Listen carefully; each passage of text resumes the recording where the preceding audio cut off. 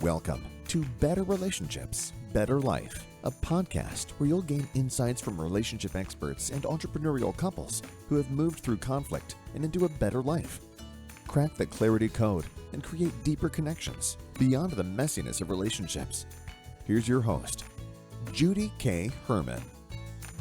Hello and welcome to the first episode of Better Relationships, Better Life.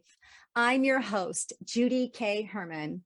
What I found is that so many of us live with some degree of distractions in our marriages.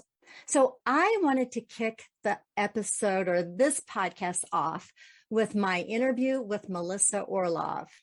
Melissa is a marriage consultant who specializes in couples where one or both partners are affected by ADHD, which is attention deficit disorder. She is the founder of ADHDmarriage.com and author of 2 award-winning books on the impact of ADHD in relationships. I'm so grateful to host a foremost authority on ADHD and marriage on my podcast. So take a listen and get some clarity and wisdom for yourself. Welcome to Better Relationships, Better Life. My name is Judy Herman, and I am so pleased to introduce you to a woman who is very much an expert on ADHD and the ADHD marriage. And she has written a book. Her name is Melissa Orlov. And I'm telling you, I've read this more than once. And it's not, I've read it more than once. And she also has a website, the ADHD Marriage, and has been in this field. Is what we as therapists, we go to her for wisdom and how to help our clients, and especially with marriage issues and that kind of thing. So Melissa, tell us more about you, because you have a bio that is extremely impressive. You've made such an impact, and I've been following you, and I mean, I've known of your work for several years, and resonates on so many levels in a personal way, not just clinically. I'm being very authentic here. Well, I thank you. I've been doing this for quite a while. I actually started in 2007. And I give, at this point now, I've written 2 books. I give seminars. I teach therapists how to work with couples impacted by ADHD, et cetera. So I'm fully enmeshed in this deep and I think wonderful topic. And we so depend upon you, really, as therapists. I'm not kidding. Your book has been very instrumental in helping couples, helping me personally, even to understand, and the webinars that you give and the teachings that you've done and the speaking you've done, and thinking, she's describing me. That makes so much sense.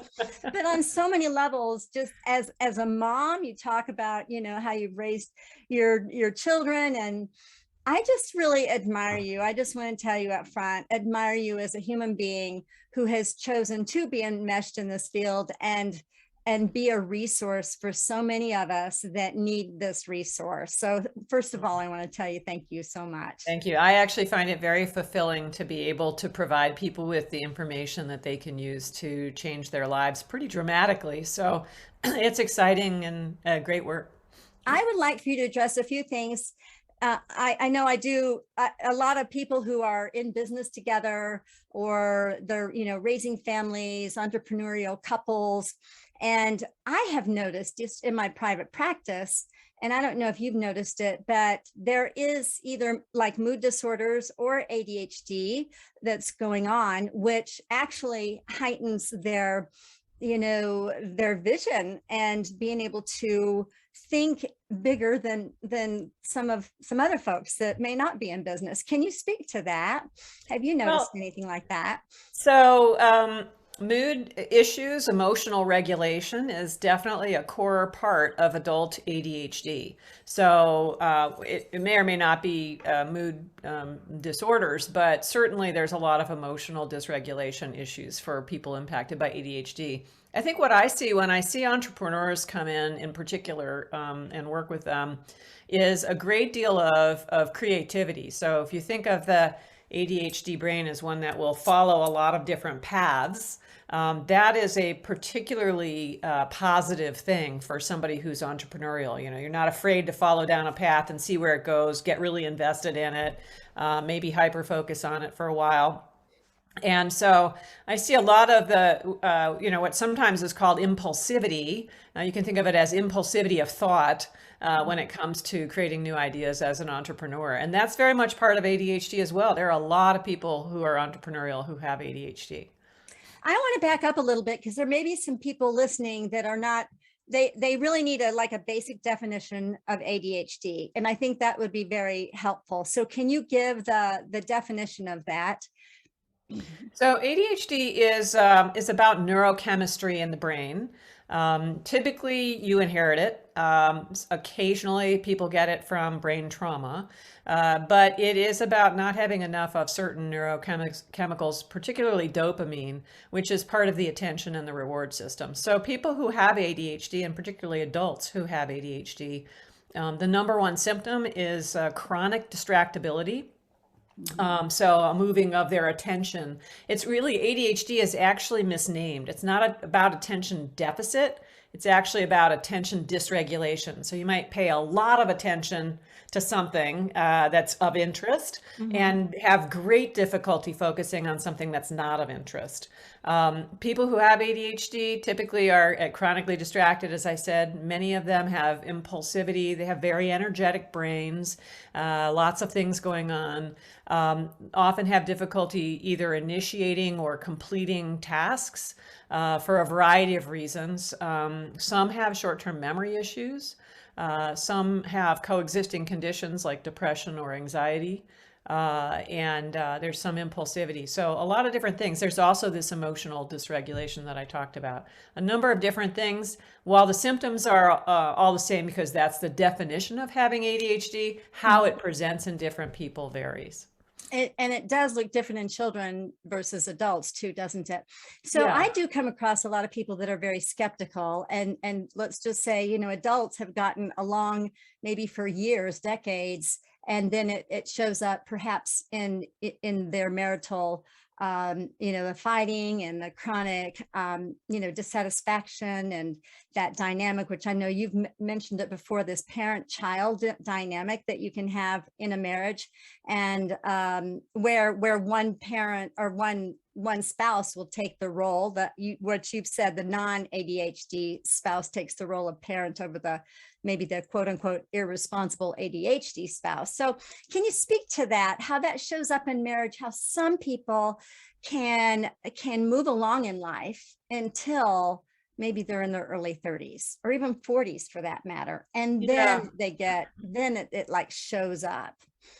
Well, and it's been there all along, but they've been compensating for it. So for example, if you're single, it doesn't matter if you complete the tasks because you're totally in charge of it, soup to nuts. So nobody's depending upon you for most things to complete tasks. And quite frankly, when you are a couple but don't yet have children, there's a lot of leeway and flexibility in the relationship. It typically aligns that people start to have more problems when they start to have kids because the additional sort of uninteresting but necessary tasks just multiply like crazy as soon as you have a child in the equation, and the expectations about how each person is going to perform and the urgency also change. So that's when it shows up for people who have less extreme ADHD. If they had more extreme ADHD, they've had it all along, and when they look back at their school records and at their childhood and even their careers and things, they can see it. And ADHD is very real. There are a million, maybe not a million, but a ton of research studies that show that it's real and also show that it can have a very big impact on somebody's life. So just because you were coping well enough with the symptoms doesn't mean you didn't have ADHD or that ADHD isn't real. Well, I will say on a personal level that I had a diagnosis of it. I was curious about it because of the marital issues, and I've written about it in my book, Beyond Messy Relationships. And I was very skeptical of it, Melissa. It's like, okay, how could I have gone this far? How could I have gotten all A's in my master's degree program and be diagnosed with this. And it was the psychologist that was doing the testing said, well, Judy, it was like you have overcompensated all this time, and think of how easy that it could be. Well, since I have been treated for it, and I couldn't have written my book if it weren't being, getting on the proper regulated medication and so on and so forth. So it really is a thing, but I think it really is a thing to be skeptical if you have gone for a period of your life, and then and not that it shows up, but it shows up even though it was there but not diagnosed earlier. Right. And because you've always lived your life that way, you didn't realize how hard you were working to compensate for it.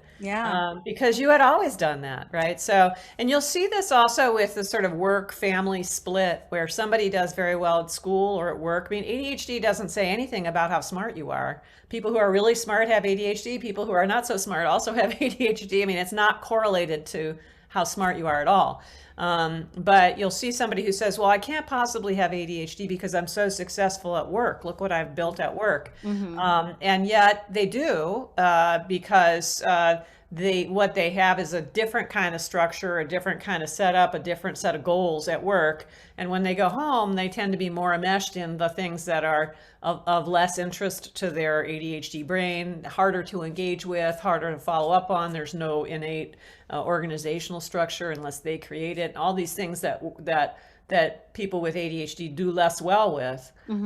So being really successful doesn't mean you can't have ADHD. You can look at some folks like Richard Branson, highly likely to have ADHD. He's incredibly successful, but Well, that's so true. But honestly, going back into my childhood history, I did have a hard time reading in the first, second grade, and I was held back. So it's kind of like, so I was overcompensating as an adult. But it is very real. And right, if you could do brain scans and actually see it, but that's not how they test it, right? No, they don't test it that way. And the brain scans, so the research suggests that the size of different parts of the brain are different for people who've had ADHD, and that the logical thinking part of the brain matures later, about 3 years later for people who have ADHD, which is a little scary when you're thinking about your ADHD teenager starting to drive with the equivalent brain of a 13-year-old when it comes to good judgment. But it's not diagnostic to look at a brain scan, even though some folks would tell you it is. That's not what the general agreement is in the professional world. But people do need to go to a psychologist to get tested, right, in order to have an official diagnosis. A psychologist or a psychiatrist is best. You can get, some people, if they don't have access to those resources, do go to their family physicians, but then end up, you don't get as helpful, usually, a medical assistance, because those doctors don't tend to be as versed in all of the ways to manage ADHD, because it's not just about medication. There's this saying that pills don't teach skills. It's about things that change the way your brain functions, and that includes things like better sleep and exercise and meditation and whatever. And then it's about behavioral changes that you make to stay more organized, to remember to do things, to find things, those kinds of things. And then there's also an aspect, which is where I focus my work, which is how do you relate to the ADHD in your relationship. So it's about how those symptoms are expressed and how you do or don't follow through on the things you are committing to, and your affection and all that. And also in the other partner, how are you responding to those symptoms? And you can make a huge shift in how happy the couple is if you're aware of all of that as a way of managing ADHD in your life. I think of this, Melissa, and the dynamics within a family.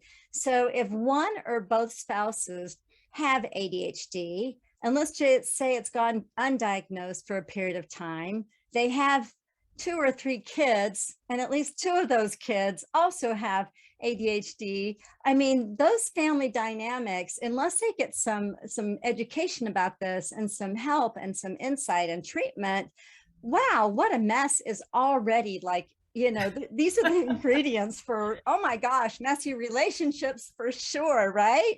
Yeah, it's probably pretty chaotic. I mean, having ADHD in your relationship doesn't guarantee that you're going to have troubles, but it does increase the likelihood quite a bit.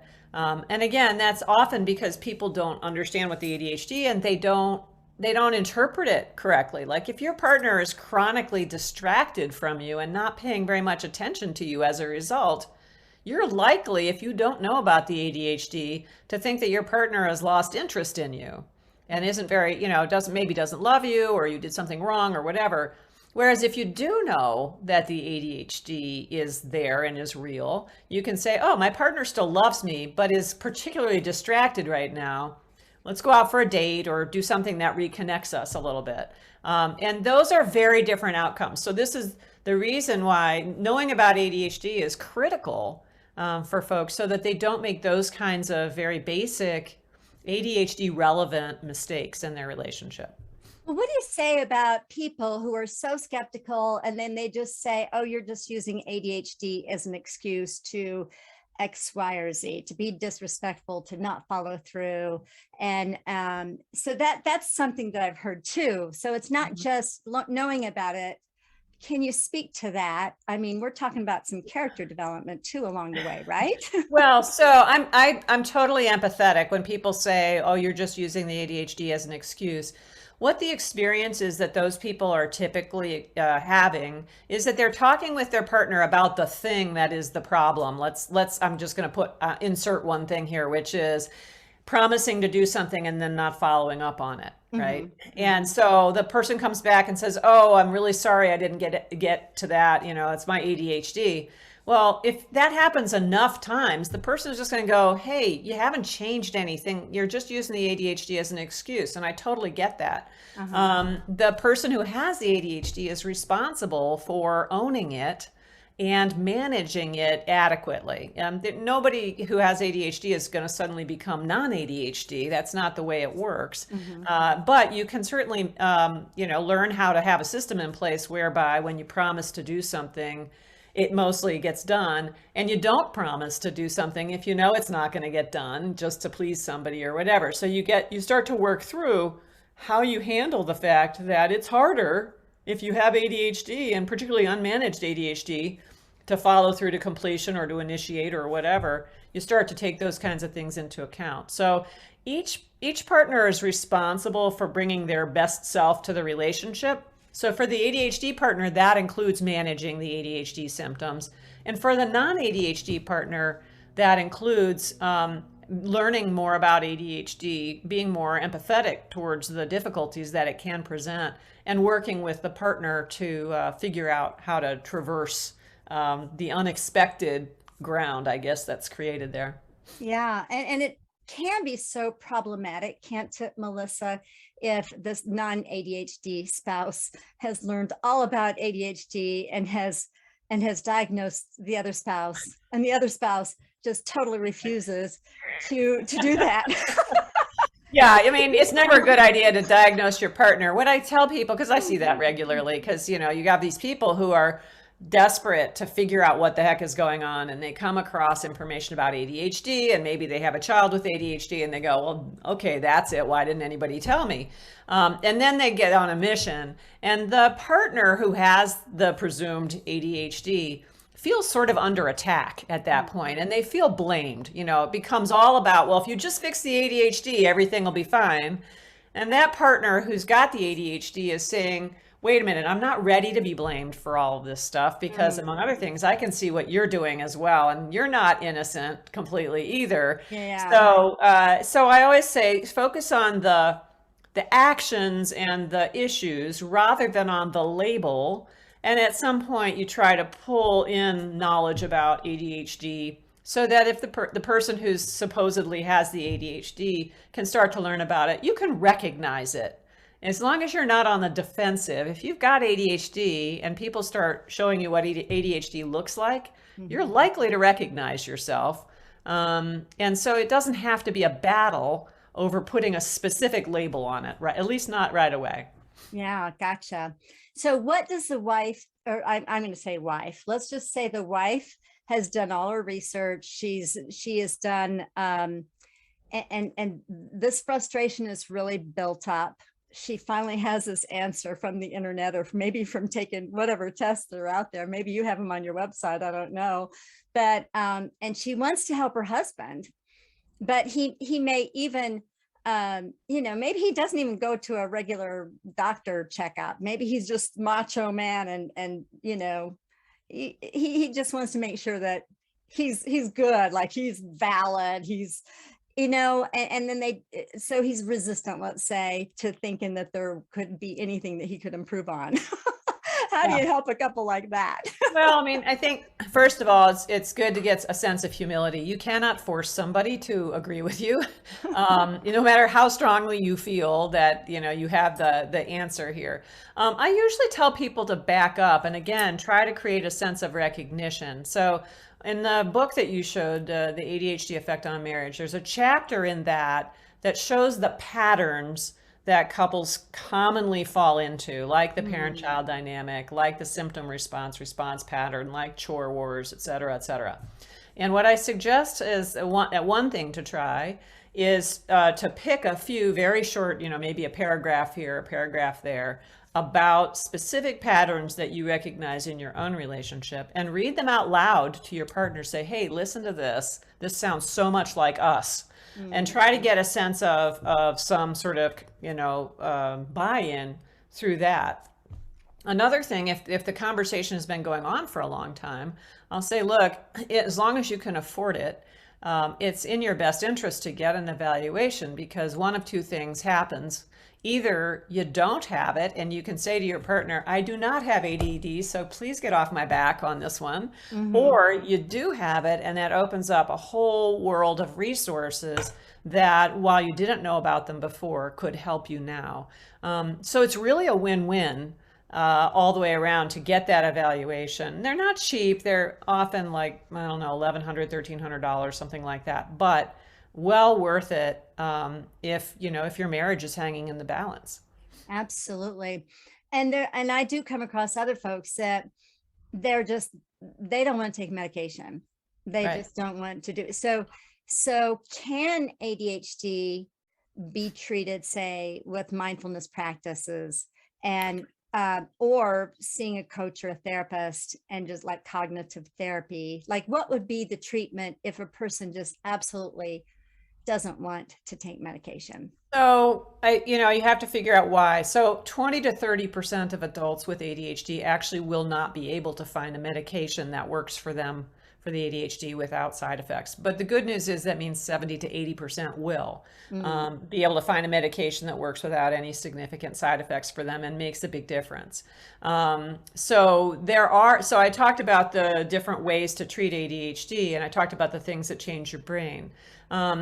Each of these things, as you measure them, has what's called an effect size. You know what that is, but an effect size essentially is a way of measuring the amount of improvement you might on average expect to get from a certain kind of treatment. Medications are used in part because they're at the top of that list if you go in descending order. But other things are good as well. Two of them being exercise and sleep. So a lot of people who have untreated ADHD actually are athletes, and they do it because it helps them manage their ADHD. Now, it happens that exercise provides mood stabilization, which helps against that thing, but it also provides focus. Aerobic exercise provides focus for 2 to 3 hours after you do it. So you can use it tactically, like at lunchtime if you have afternoons that aren't very productive. And you can also use it in general to improve your mood management, mood stabilization. The other thing that helps a lot is sleep. So sleep deprivation, even half an hour less than what you're supposed to be getting, mimics ADHD. It also mimics being drunk. I mean, the measurements are very extreme. It's really surprising. So, and a lot of people with ADHD have trouble sleeping. So they really have to focus in on, how do I set up a schedule that trains my body to go to bed at a certain time, trains my body to wake up at a certain time, and many people with ADHD actually also have sleep disorders like sleep apnea. And so going to a sleep, so those are two of the best brain changing things. Mindfulness training also helps in terms of slowing down and pausing, particularly if you have impulsivity. And then working with a coach is great for executive function skills training. So those are things like staying organized and getting things done on time or being on time, those kinds of things. Yeah. So you put a whole bunch of different things together.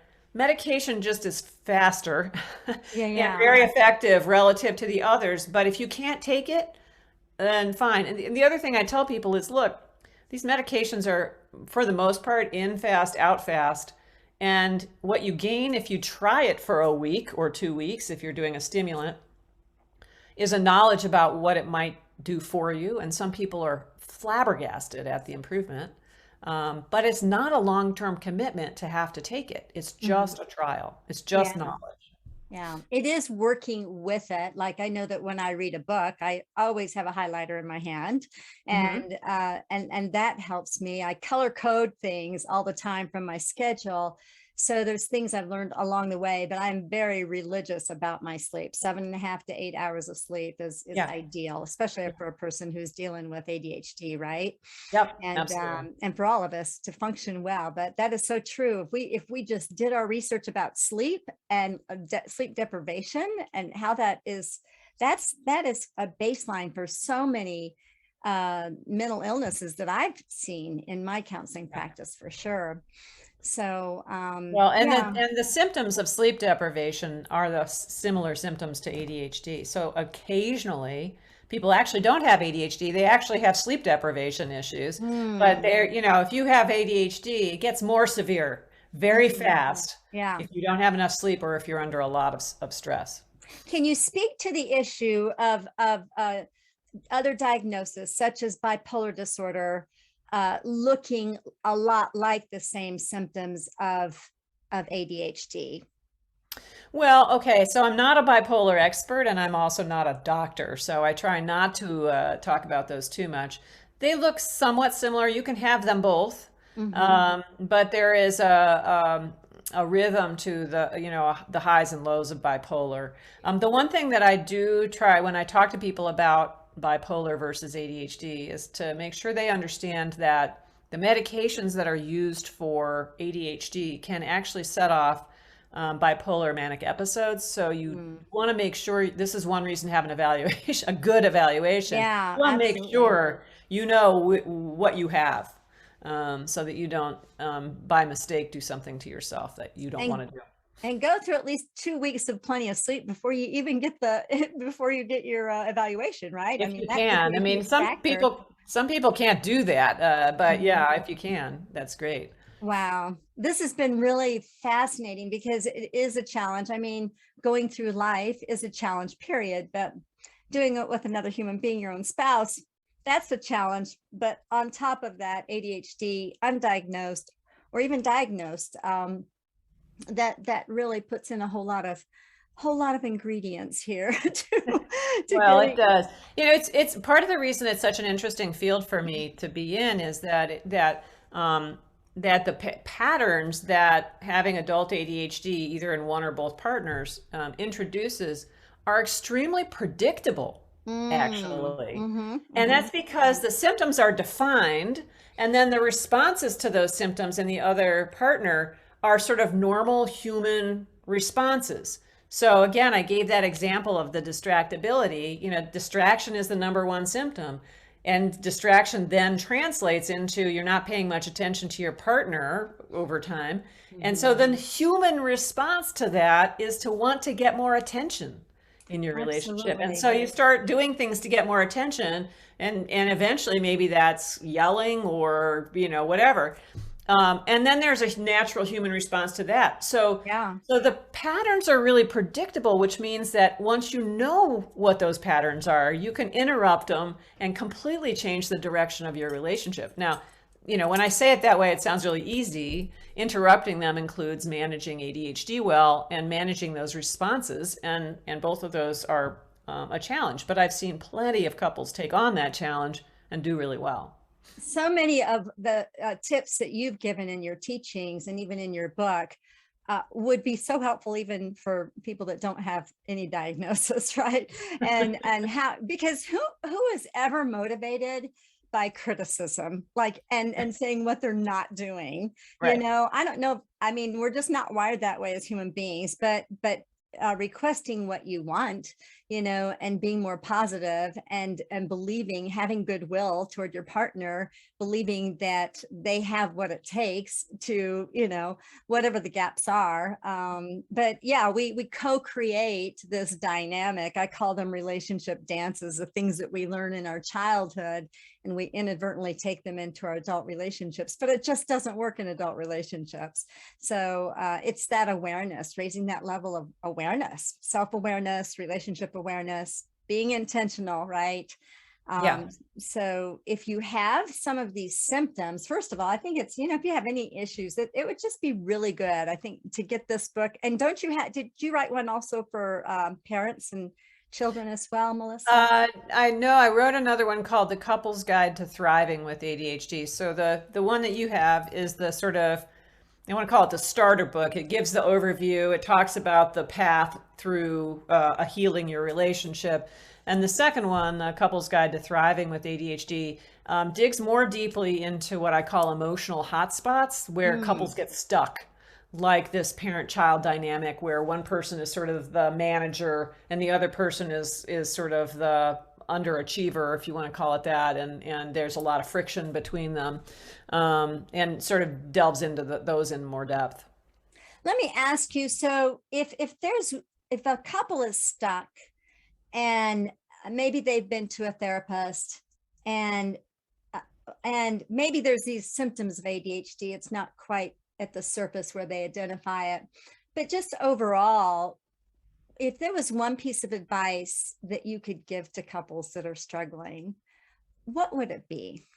To be honest with you, I think it would be to really learn as much as you can about this, because that opens up so many doors. So each couple has, there are these patterns, and so there are these general things that almost all couples impacted by ADHD need to improve upon if they're struggling.